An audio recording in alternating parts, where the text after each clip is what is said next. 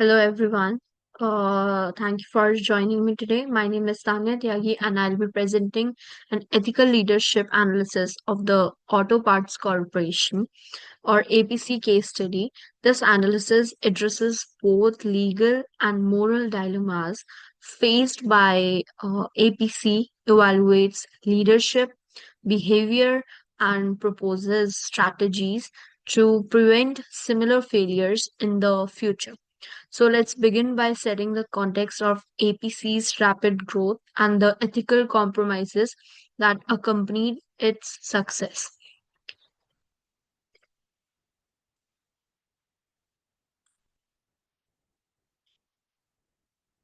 Introduction. So, Auto Parts Corporation, based in Ontario, specializes in manufacturing exhaust systems and related auto parts. After a management buyout in 1999, APC experienced explosive growth. Its revenue rocketed from $11.5 million to $100 million by 2011. While this tenfold increase demonstrates strong market demand and operational success, it was largely driven by aggressive cost cutting measures, particularly in labor. APC drastically reduced its reliance on unionized workers, instead engaging a rotating pool of over 1,500 temporary workers in just 1 year. Unfortunately, this just-in-time labor strategy sacrificed critical areas such as safety, equity, and transparency. My goal today is threefold. First, to analyze APC moral and legal breaches. Second, to assess the decision made by David, the mid level manager who uncovered these issues. And third, to recommend actionable solutions that restore integrity and protect all stakeholders.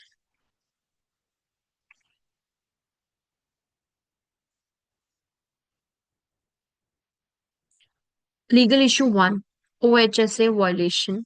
Our first legal concern involves blatant violations of Ontario's Occupational Health and Safety Act. Key safety guards on machinery were either absent or inadequate, exposing workers to serious risk injury. Moreover, APC provided a mere 15-20 minutes of training, far below industry standards, which recommend anywhere from 8 hours to 2 weeks of comprehensive instruction. The revolving door of temporary employees further aggravated the problem as a new hires continually lacked the necessary expertise to operate heavy equipment safely. In 2009, a workplace safety and insurance board inspection resulted in a $250,000 fine, underscoring systematic non-compliance. Ethically, APC neglected its duty to ensure worker safety. Legally, it committed criminal level offense against statutory mandates designed to protect human life. Moving on to the legal issue 2, discriminatory hiring. The second measure legal issue is APC's policy excluding Quebec born applicants from employment despite them being Canadian citizens. This policy contravenes Section 15 of the Canadian Charter of Rights and Freedoms and Canadians Human Rights Act, both of which prohibit from discrimination based on place of origin by categorically refusing to hire candidates born in Quebec. APC not only violated human rights but also transgressed fundamental ethical principles of fairness and justice. Such geographic bias damages the company's reputation, exposes it to legal ability, and undermines trust among current and prospective employees who expect equally opportunity. Moving on to the legal issue third, privacy violations. Legal issue number three centers on mandatory urine drug testing without informed consent. APC compel employees to submit medical data without clear justification or disclosure. Under Ontario's Personal Health Information Protection Act, individual medical information is strictly protected and unauthorized collection or use is illegal. Beyond the statutory breach, forcing such tests violates personal autonomy and bodily integrity. When a company disregards privacy laws, it's not only risk financial penalties but also damages employee morale and trust, creating a workplace culture of fear rather than mutual respect. Ethical issue number one, worker exploitation. Turning to purely ethical concerns, our first focus is worker exploitation. Temporary employees receive only minimum wages, not benefits, and perform hazardous work with inadequate protective equipment, no hearing protection, no safety guards, and insufficient personal protective equipment. When injury occurs, the temp agency technically employed the workers, insulating APC from liability. This arrangement exemplifies moral negligence. APC prioritized cost saving over human dignity, subjecting workers to both physical danger and financial insecurity. According to Crane and Madden 2019, companies have a moral obligation to treat every employee with fairness and respect, an obligation APC plainly failed to meet. Ethical issue 2, conflict of interest. The second ethical issue is the conflict of interest at highest level. CEO Michael Smith secretly owned the temp agency supplying APC's workforce. This dual role allowed him to profit personally from the company's labor cost reductions while maintaining a plausible deniability in employment decision. Such undisclosed interest violate principles of transparency, fairness, and fiduciary duty. Research by Farrell et al. 2021 asserts that ethical leadership demands leadership avoid personal enrichment at stakeholders' expense, but putting his own financial gain above employee welfare.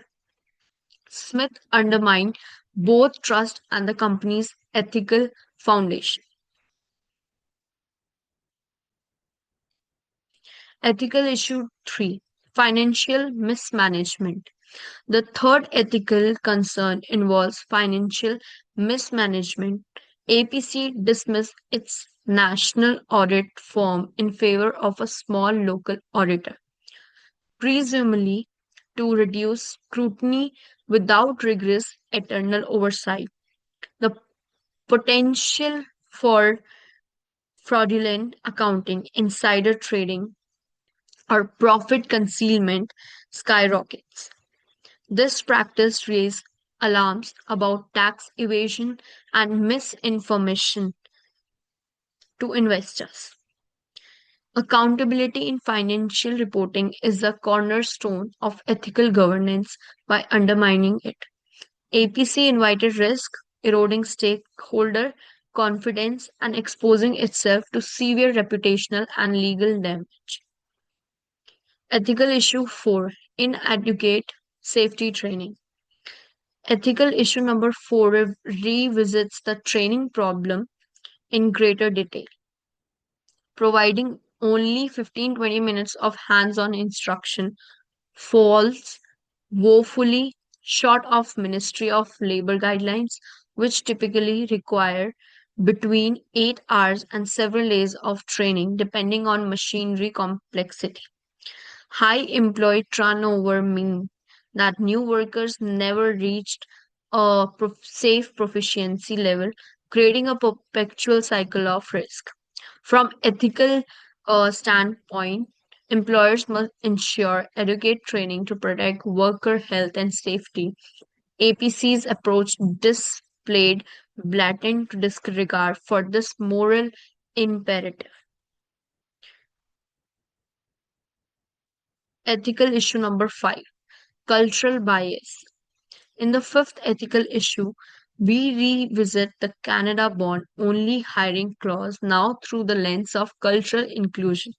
By systematically excluding Quebec bond candidates, APC institutionalized prejudice against a distinct cultural group within Canada.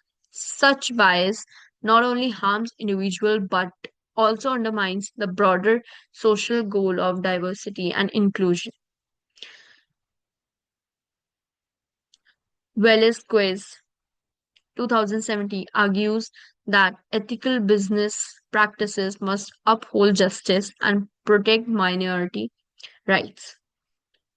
APC's policy violated these tenets, fostering a discriminatory culture that is unethically to modern corporate responsibility. Ethical issue number 6, suppressing whistleblowers.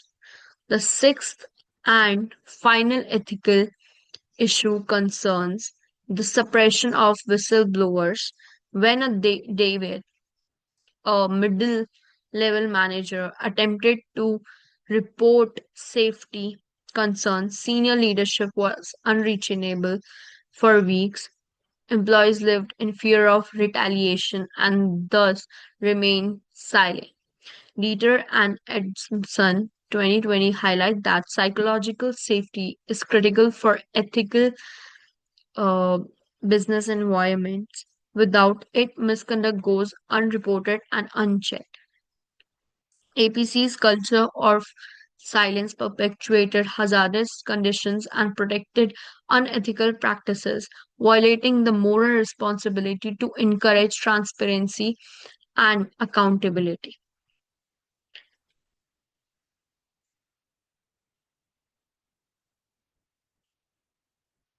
5 leadership action for David.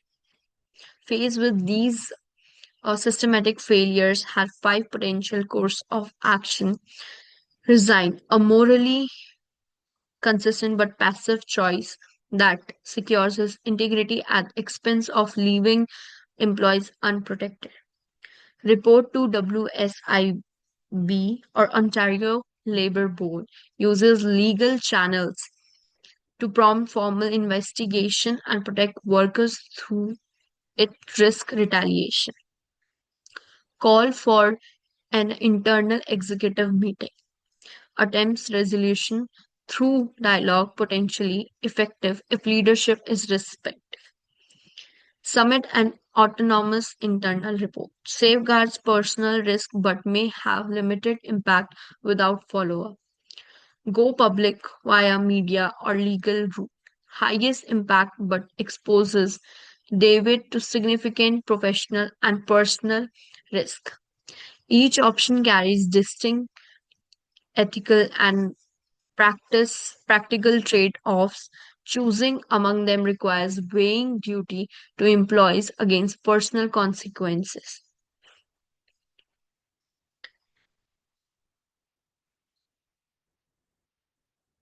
of each action, root cause of each ethical, pros and cons of each action.